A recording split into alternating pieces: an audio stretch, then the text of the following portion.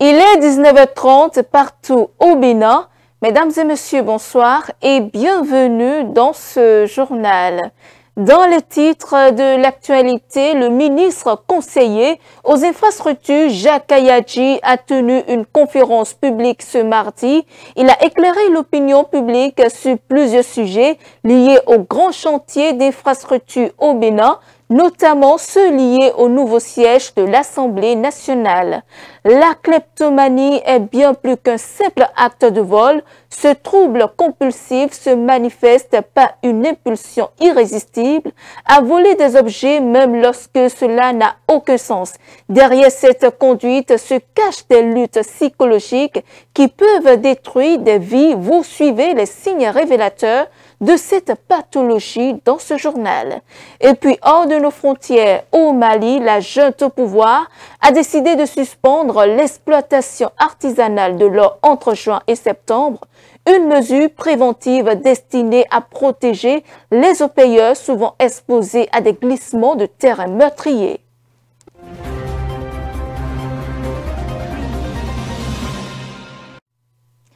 À nouveau, bonsoir. Le ministre conseiller aux infrastructures et au cadre de vie, Jacques Kayadji, a tenu une conférence publique ce mardi à la coupole du ministère des Affaires étrangères.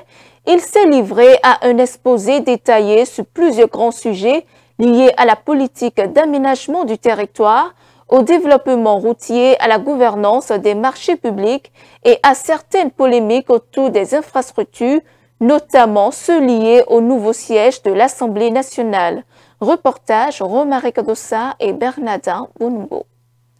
Le nouveau siège de l'Assemblée nationale n'a pas englouti 118 milliards de francs CFA tel qu'annoncé par certains, a clarifié Jacques Kayadji. Suite aux récurrentes polémiques sur les coûts liés au bâtiment du nouveau siège du Parlement béninois, le ministre conseiller a comparé la dynamique et la démarche de l'actuel gouvernement au régime précédent. Ce projet de l'Assemblée nationale n'a pas coûté 78 milliards, même si le coût d'objectif est cela.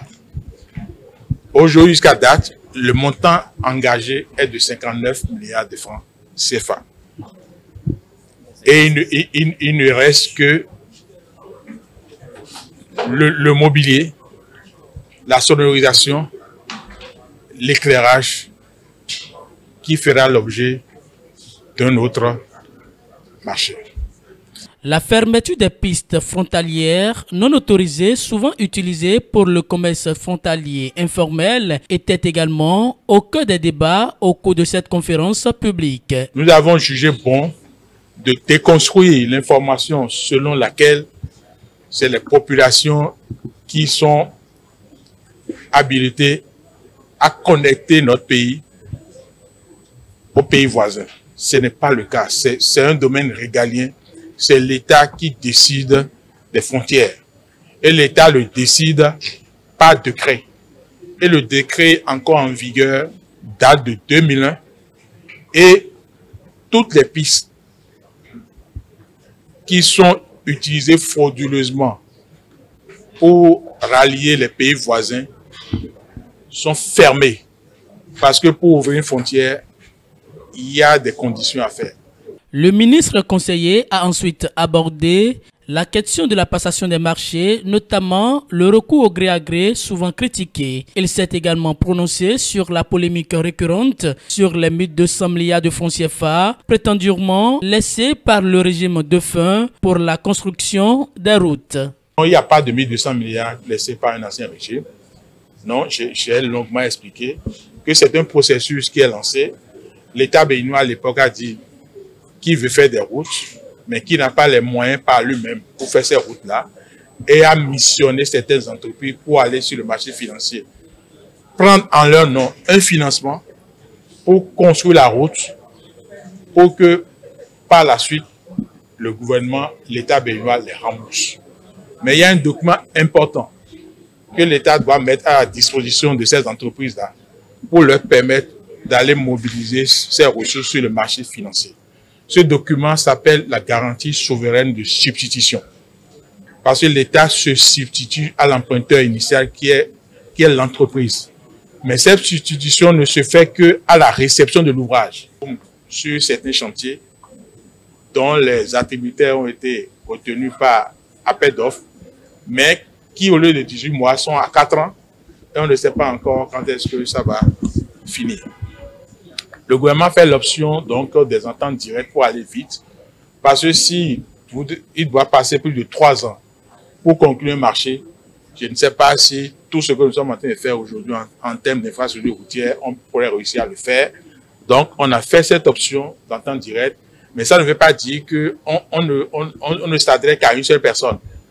On challenge plusieurs entreprises en capacité de faire le travail et on prend la meilleure. Pour rappel, la dite conférence est axée sur la thématique générale, l'humilité intellectuelle et la conscience de l'apprentissage continu. Tout en plaidant pour une meilleure compréhension des enjeux techniques et institutionnels, Jacques Ayadi invite les citoyens à dépasser les discours passionnels et à évaluer les actions publiques sur la base des faits. Parlons à présent d'une maladie qui n'est pas connue du grand public. Il s'agit de la kleptomanie. C'est un trouble du comportement caractérisé par un besoin compulsif et incontrôlable de voler des objets souvent sans nécessité matérielle.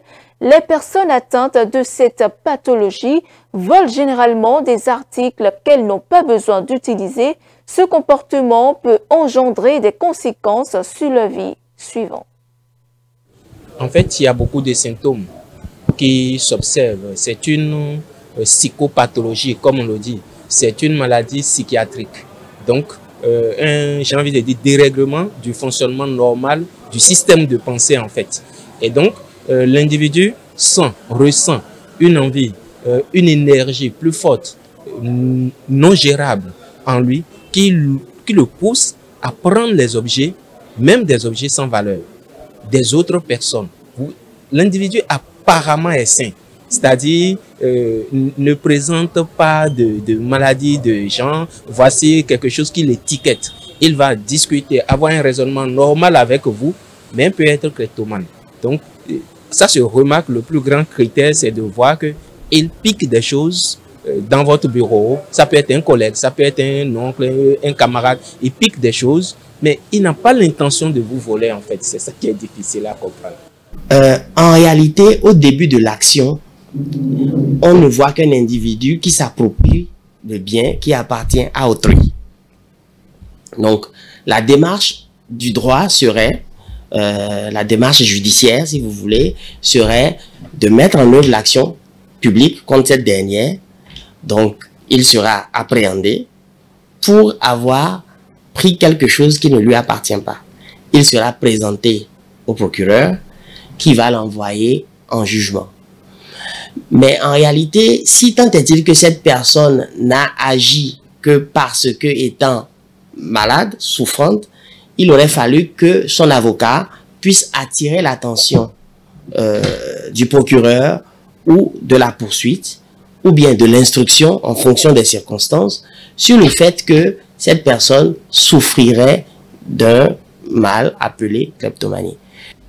C'est nuancé, mais c'est défendable, de sorte qu'une personne de ce type-là ne puisse pas aller en prison, que cette personne-là puisse être libérée et que les soins appropriés lui soient donnés. Et il faut aussi dire que ça se soigne. Ça se soigne, ça se prend en charge. C'est-à-dire, on va amener l'individu, on va le reconditionner. D'abord le déconditionner et le reconditionner. Lui apprendre à gérer cette énergie négative qui le pousse à avoir ce comportement que lui-même n'accepte pas. Donc, il y a une prise en charge adaptée à cela. Mais au risque de soumettre à la verdict populaire un individu apparemment sain qui n'est pas un voleur, mais qui plutôt est malade, il faudrait donc amener encore que même le vol, quelque part, peut devenir un problème pour l'individu lui-même. Donc, il faudrait savoir raison garder. C'est-à-dire quoi? Quand vous regardez quelqu'un, vous vous dites, ce qu'il a pris là, il a les moyens de se l'offrir. Ce qu'il a pris là, les moyens de se l'offrir.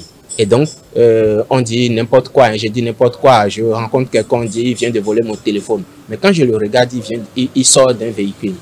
Mais c'est avec lui qu'on retrouve le téléphone. Est-ce que celui-là, on va le traiter de voleur, commencer par le tabasser parce qu'il a pris mon téléphone? Il sort d'un véhicule, il a une moto, il a lui-même 2 téléphones. Mais il a pris le mien, qui peut-être est de moins de valeur que ce qu'il a. Donc, quand le premier signe, c'est de regarder, est-ce que ce qu'il a pris, il a les moyens de se l'offrir? Est-ce qu'il vaut plus que ça? Est-ce que son statut, quand vous regardez son statut, ça correspond au geste qu'il vient de commettre? Et donc, quand on commence par se poser ces questions, forcément, on a raison de garder et on commence par voir autrement l'individu qui est en face de nous. Et c'est tout ce que je peux dire, en plus de ce qu'il n'est pas du tout bon, sous aucun prétexte, de se jeter à tabasser un voleur. D'abord, je dirais, de mon point de vue psychologique, le vol, c'est aussi un cri de cœur, c'est aussi un SOS.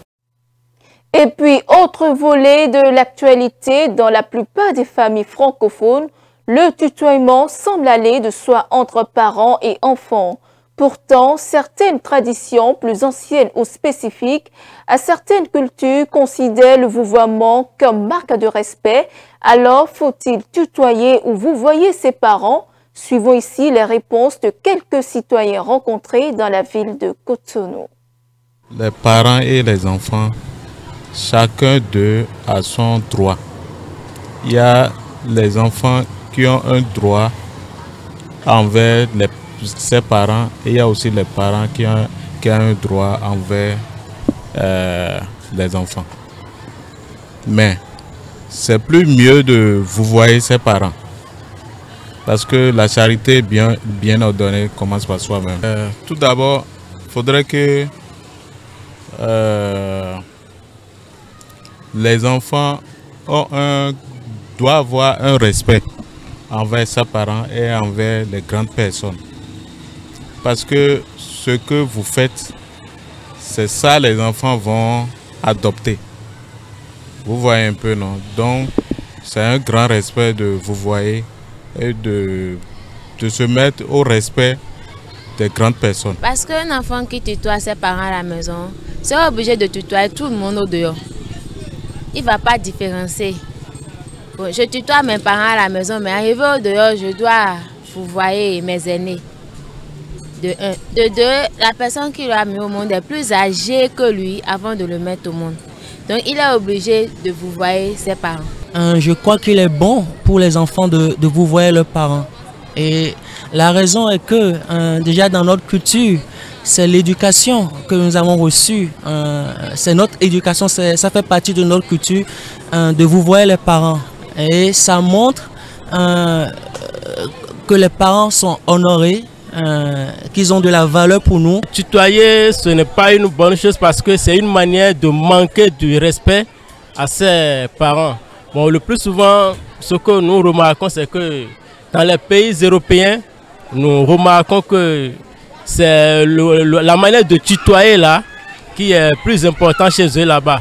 Mais chez nous ici, lorsqu'on le fait, je ne pense pas que ce n'est pas la meilleure solution, quoi. Le mieux, c'est de pouvoir vouvoyer les parents. C'est ce qui est bon.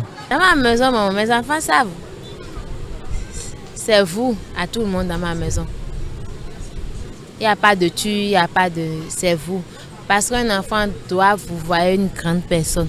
Même si la personne le dépasse de 10 ans, il doit le vouvoyer. Moi, j'ai été éduqué dans une famille où on nous éduque à vouvoyer les grandes personnes, à vouvoyer les parents. Et ce qui fait que même aujourd'hui, quand je parle au dehors, quand je parle avec les gens que je rencontre pour la première fois, où je les tutoie, je me sens mal à l'aise au fait. Donc, c'est une valeur que j'ai acquise de mes parents et je crois que c'est une très bonne base. Vouvoyer est une bonne chose parce que j'ai eu le temps de côtoyer avec les Yoruba. À moins que ce dernier vous dit non, laissez, ne me vouvoyez pas, on peut se tutoyer, là ça peut aller, mais envers une grande personne. Lorsqu'on dit que c'est bien pour les enfants de tutoyer leurs parents, ok, au fil des années, quelle relation s'installe? Est-ce qu'il n'y a pas la familiarité qui s'installe quelque part au niveau des enfants qui voient leurs parents comme juste des camarades, comme ils voient leurs camarades de classe? Il faut voir quelles sont les conséquences? Comment est-ce que nous sommes dans la société aujourd'hui? Comment relation paix? Comment est-ce que les enfants traitent leurs parents lorsqu'ils sont avec leurs amis? Est-ce qu'ils écoutent les parents? Est-ce que... Il faut voir tout ça là pour arriver à dire que oui, c'est bon aujourd'hui de tutoyer les parents ou non. En interactualité, les inondations soudaines qui ont frappé le Nigeria après des pluies torrentielles le mercredi dernier ont fait au moins 200 morts selon un nouveau bilan donné ce mardi par les autorités locales. Beaucoup de victimes ont été dénombrées à Mokwa, agglomération la plus touchée par les eaux en crue du fleuve Niger. Le reportage. Au Nigeria, le bilan des terribles inondations dans la ville marchande de Mokwa est en hausse. Les autorités ont indiqué mardi au moins 200 morts derrière ce décor d'apocalypse dans l'état du Niger, au centre du pays. Souvenir de la catastrophe survenue il y a une semaine. Un premier bilan évoquait au moins 150 morts. À 22 ans, Fatima Kontagora a perdu 4 de ses 6 enfants. Mes enfants et mes biens ont été emportés. Mes propres enfants emportés par l'inondation. Ils sont âgés de 4 ans et nous n'avons pas retrouvé leur corps. Tous mes biens ont disparu. Toutes mes finances aussi. Il ne me reste plus rien. Même cette robe que je porte m'a été donnée par quelqu'un d'autre. Le gouvernement pointe du doigt le changement climatique et ses pluies torrentielles dans des conditions météorologiques extrêmes. Cela m'a brisé le cœur. J'ai pleuré jusqu'à en être épuisé. Pleurer ne les ramènera pas. Nous n'avons pas de nourriture, pas d'abri. Nous dormons n'importe où et je dois m'occuper d'un bébé. Rien que dans ma famille, nous avons perdu 18 personnes.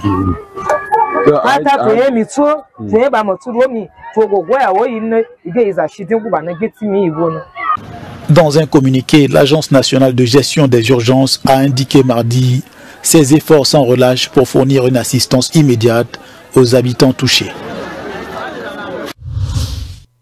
Au Mali, les autorités ont décidé de mettre en pause toutes les activités d'exploitation artisanale de l'or durant la période de pluie, soit de juin à septembre. Cette mesure annoncée ce mardi par le ministère des Mines vise à prévenir les accidents souvent meurtriers provoqués par les glissements de terrain sur les sites d'opillage suivants.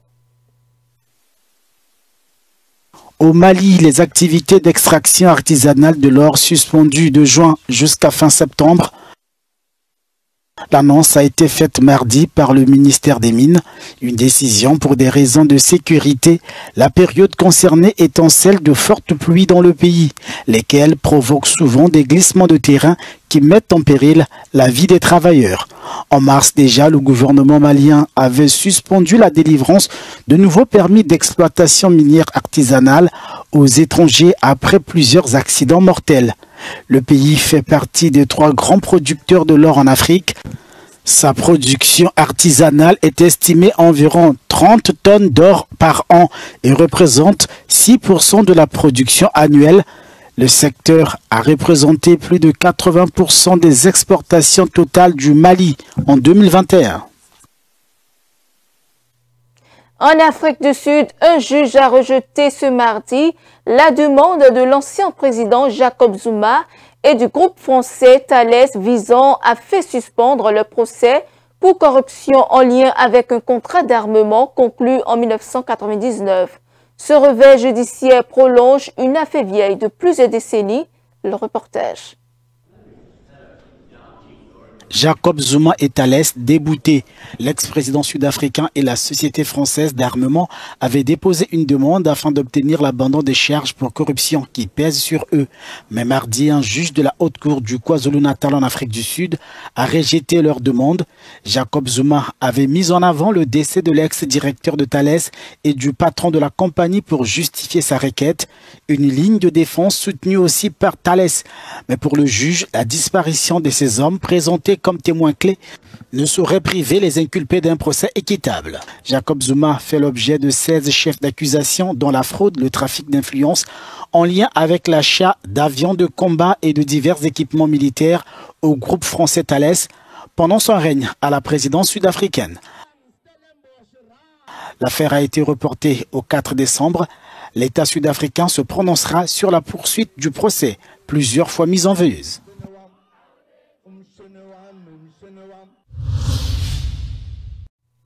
L'Organisation des Nations Unies a procédé ce mardi à New York à l'élection des membres non permanents du Conseil de sécurité pour 2026-2027 durant l'Assemblée générale plénière de sa 79e session. La RDC et le Libéria briguent les 2 sièges africains suivants. Le Bahreïn, la Colombie, la République démocratique du Congo, la Lettonie et le Libéria sont les nouveaux membres non permanents du Conseil de sécurité des Nations Unies.